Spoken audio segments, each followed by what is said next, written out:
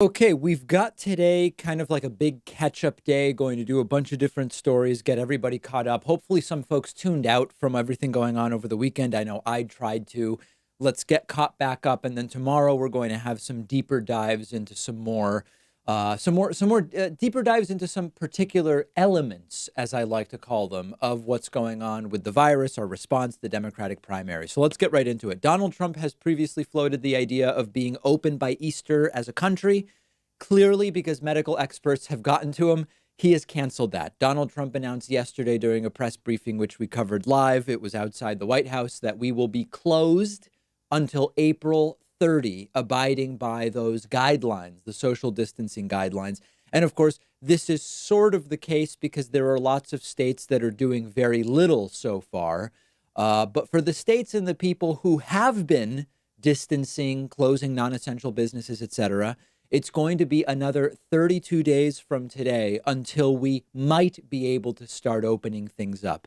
This is both depressing and frustrating, but not surprising and clearly necessary. That's the reality. It's depressing and necessary in order to continue fighting the virus. Here is Donald Trump yesterday announcing this. The modeling estimates that the peak in death rate is likely to hit in 2 weeks.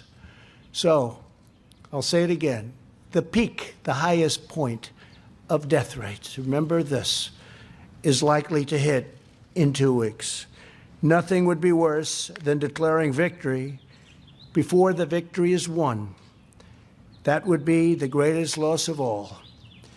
Therefore, the next 2 weeks and during this period, it's very important that everyone strongly follow the guidelines, have to follow the guidelines that our great vice president holds up a lot. He's holding that up a lot. He believes in it so strongly. The better you do, the faster this whole nightmare will end. Therefore, we will be extending our guidelines to April 30th to slow the spread. And Donald Trump is 100% correct. He's a liar. He's a bad president. He's incompetent. He cares more about his own ratings, as we will talk about, than the death toll. But this is the right decision. And I'll talk to you a little bit about the peak and the data. But when he said it, I simultaneously sort of experienced dread and relief. The numbers are exploding. The healthcare system is rapidly getting closer and closer to being overwhelmed, which increases the death rate, as we've tragically seen in other countries, including Italy. And I'm struggling with it. I mean, my nature is to be out all the time, to be in cafes, to be with friends, to be at the gym, to be with family. I'm doing none of it. I've canceled multiple trips. Major show appearances may be getting canceled, but I've got electricity. I'm not sick with the virus for the time being, and hopefully most of us won't be. We will be better off in the long run, and this is the right decision. Now, as far as the numbers and the peak, there is very good data. There's a model that every day is fine-tuned with the latest data from Dr. Christopher Murray, professor of health metrics sciences, medical doctor, professor, really good study with confidence intervals about this. His estimate is that nationally, April 15th will be the peak date. That means 15 more days, 15 more full days from today. Now, this is really, really important to understand because some people hear April 15th, they think, great, that's when it's all wide open. Others think, no, that can't possibly be. It seems too soon. The peak simply means we get to the top, not that we necessarily come down from it. And the doctor expects that the peak will last a few days, right around 2,200 deaths per day. That's going to be a cluster of about 6 days, April 14th to 19th. During those 6 days, he estimates somewhere between 12 and 13,000 people will die in total. And then it will start to decline. 2,100 people will die, then, 2,050. So if we are 15 days to the peak, and the peak will last 5 or 6 days, that means in 15 plus 5 plus another 15 days, meaning 35 more days, we'd be back to a day like today, if you consider the upswing and then the downswing, where roughly 600 to 800 people will die. We're not sure yet of the exact numbers today. And in fact, the decline from the peak may be more spread out. It may be a more gradual decline than the ascent to the peak. So this is with a confidence interval. So when you look at the graphic, you see the dotted line, which says, for example, 2,271 deaths on April 15th. But it could be as few as 1180 that day. It could be as many as 3,500. That's the range, with 2271 being the number in between. So that's what it's looking like now.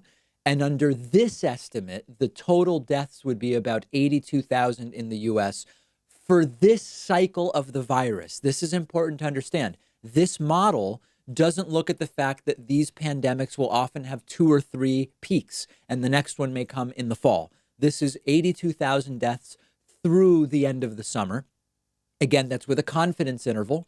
Could be as low as 39,000, could be as high as 142,000 based on the data we have right now. The better we do with social distancing, the lower the number is. And someday things will start to get back to normal, but it's going to be months. And, somebody said to me over the weekend, these things have a beginning, a middle, and an end.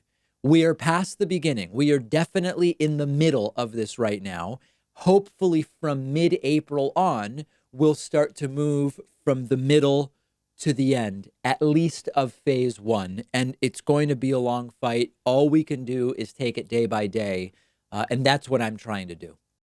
I want to give a quick shout out to one of our sponsors, Vincero Watches. They're giving my audience 15% off your entire order when you go to davidpakman.com/watch.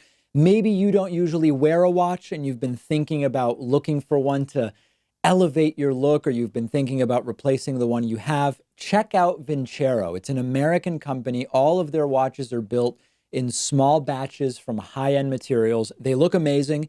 And they look like something you'd spend a lot of money on, but every Vincero watch ranges from $150 to $300. I went on their website and picked out the Kairos in white and silver. Really love the look, the combination of the white face and the beige band. Really love this one. They also sent me the Kairos limited release gold reserve set. Totally different style.